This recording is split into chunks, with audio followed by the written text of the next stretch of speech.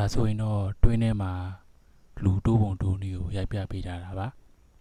ဒါ84ကနေမှကျွန်တော်တို့ဒါလူတိုးမှာဘယ်လောက်တိုးရလဲဆိုတာဒါရိုက်ပြပေးထားတာပါအဲ့လို80ဆိုတာရွှေ80ဗျာရွှေလုံးမဲ့8084ကနေမှကျွန်တော်တို့တစ်စင်မီတစ်စင်ပေါ်ရောက်ဖို့အတွက်ကဲရတာ84ကနေမှဒါလူတွေကြော်တက်ရတာအဲ့တော့မှတယောက်ပြီးတော့ဒါရိုက်ပြပေးထားတာပါအခုဖန်ပြီးကြိုက်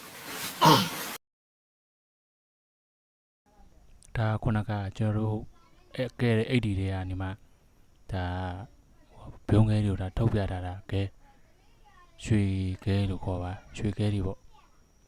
ရွှေခဲတွေကိုမှကျွန်တော်တို့ကဒါကြိတ်ခုံနေတာကြိတ်ရမှာဒါအဲ့လိုပြတာဒါဆိုရင်ဒါလူကချီအဲ့လိုချီမှာချီပြီးတော့မှကျွန်တော်တို့ဘောတစ်စင်ပြီးတစ်စင်ဖြည်းချင်းဒါကဲယူရမယ်ပုံစံမှာဖြစ်ပါတယ်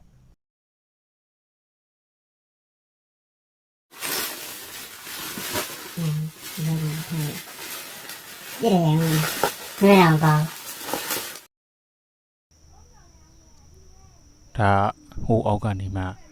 ကျွန်တော်တို့ထုတ်တဲ့ခဲတွေဗျရွှေခဲတွေအခဲတွေကိုမှဒါဟိုအောက်ကကောင်းလေးကတယောက်ဒီဘွားနေမှာတယောက်ဒါတယောက်တစ်စင်းဒါတင်ပေးနေတာတင်ပေးနေမှာဒါအောက်ကကောင်းလေးကဖေးဖေးချင်းစင်းနေတာအကျဉ်တိုးလေးကနေဖေးဖေးချင်းစင်းနေတာအဲ့ဒါမှဘွားသူတွေကဒါကြည်ပေးနေတာဘွားဘာညာတရကပြုတ်ကြတယ်မရှိအောင်တရားကြည်ပေးနေရဗျာဟိုဒါဆိုတာသူပြန်တက်လာတဲ့ပုံစံကျွန်တော်ရိုက်ပြထားတာအဲ့လိုပဲဒါဆိုတာဆိုရင်သူကဒါရှိမှာခဲကောင်းမကောင်းကျွန်တော်နောက်ကိုပြပေးတာဗျာကျွန်တော်နေမှာဒါကျွန်တော်ပြန်ပြပေးတာ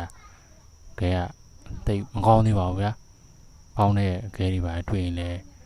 တခြားတော့မှာဟိုဘက်ကဒီဘက်ကခဲသကောင်းနဲ့အဝါခဲဆိုတာမကောင်းဘူးကြောကအဲ့တော့ရွှေပါနှုံးနည်းနည်းနေတာပေါ့အရှိမကောင်းလေးရတာအရှိကိုကြည်ပေးနေရရှိရနေမှာကျွန်တော်နောက်ကိုပြည့်စစ်ဒါပြန်ပေးတာပါ